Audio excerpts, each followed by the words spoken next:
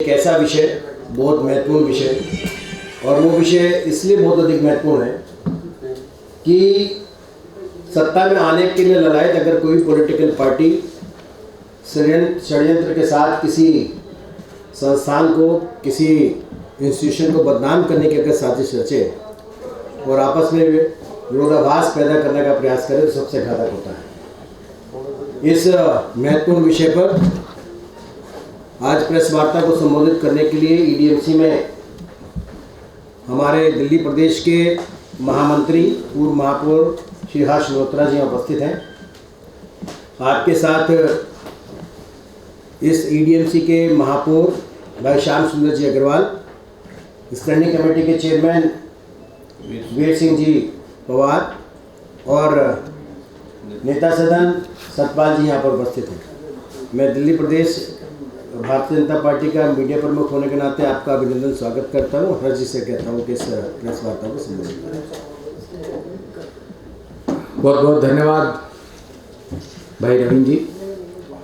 आप सभी पत्रकार साथियों का बहुत बहुत अभिनंदन, स्वागत, बहुत बहुत धन्यवाद। आप सब यहाँ पर पधारे हैं। हमारे पूर्वी दिल्ली नगर निगम के महापौर भाई Shyam ji, standing committee chairman Veer Singh Pawar ji, नेता सदन भाई सतपाल जी। दोस्तों, पिछले 7 सालों से दिल्ली में जो सरकार है,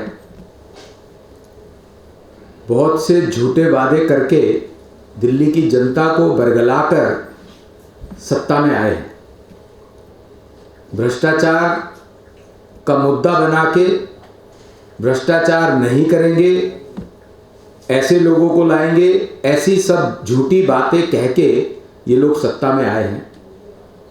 जितने वादे किए सब के सब झूठ। ना कहीं नए हॉस्पिटल, ना कहीं नए स्कूल, विकास के नाम पर कुछ नहीं हुआ। यहाँ तक कि जो सड़कें बनाना बहुत मामूली काम है, मेन बड़ी रोड्स, वो भी आज इतनी टूटी फूटी हैं जिसका कोई हद नहीं है। और भ्रष्टाचार का हद तो यहाँ तक हुआ है कि तुगलकी फरमान जारी करते हैं और उसके बाद दिल्ली के अंदर 850 शराब के ठेके हर गली मोहल्ले में, हर ऐसी जगह पर, चाहे वो मंदिर हो चाहे विद्यालय हो, ये खोलते हैं।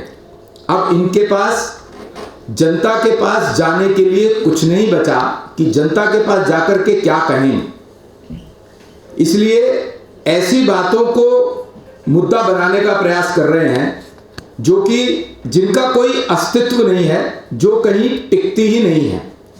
चाहे उसमें धार्मिक भावनाओं को भड़काने का काम भी इन्होंने प्रारंभ किया है। कल एक आम आदमी पार्टी की नेता ने प्रेस वार्ता में कहा कि पूर्वी दिल्ली नगर निगम धार्मिक स्थलों पर हाउस टैक्स लगा रही है। मैं बड़े स्पष्ट तौर पर यह कहना चाहता हूं कि नगर निगम का जो एक्ट है उसकी धारा 115 कैटेगरिकली कहती है, मैं आपको पढ़ के भी बताता हूं, स्पष्ट तौर पे कहती है धारा 115 उसका सबसेक्शन 1 का सबसेक्शन 3, मैं पढ़ के बताता हूं आपको, इंग्लिश में भी और हिंदी में भी। Exemption of vacant lands and buildings from property tax, ये 115 का शीर्षक है। और उसका सबसेक्शन 1 का part 3, vacant lands and buildings और portions thereof exclusively used for the purpose of public worship. इसका हिंदी में रूपांतरण भी करना चाहता हूं।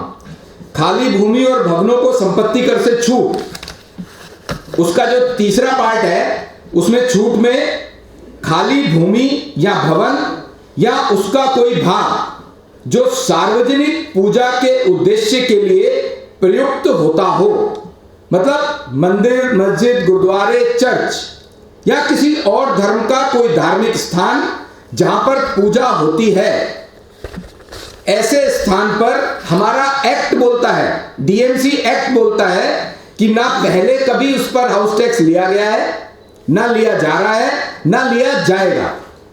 तो यह बात बिल्कुल स्पष्ट है। सिर्फ किसी षड्यंत्र के नाते इन्होंने, आम आदमी पार्टी के नेताओं ने षड्यंत्र करके ये कहने का प्रयास कर रहे हैं कि, और कल कुछ समाचारों पत्रों की कल और आज हेडलाइंस भी हैं कि पूर्वी दिल्ली नगर निगम धार्मिक स्थलों पर टैक्स लेगी। और ऐसा भी सुनने में आया कि कुछ नेता उनके कह रहे थे कि हाउस ने भी पास किया है। झूठ बोलने से पहले उनको सोचना चाहिए और फैक्ट्स या डॉक्यूमेंट्स हाथ में होने चाहिए। ऐसी कोई बात होती तो आप सब लोग भी कवर करते हैं। तो ये जो धार्मिक भावनाओं को भड़काने का काम आम आदमी पार्टी इसलिए कर रही है कि इनके पास जनता के बीच में जाने के लिए कोई मुद्दा बचा हुआ नहीं है।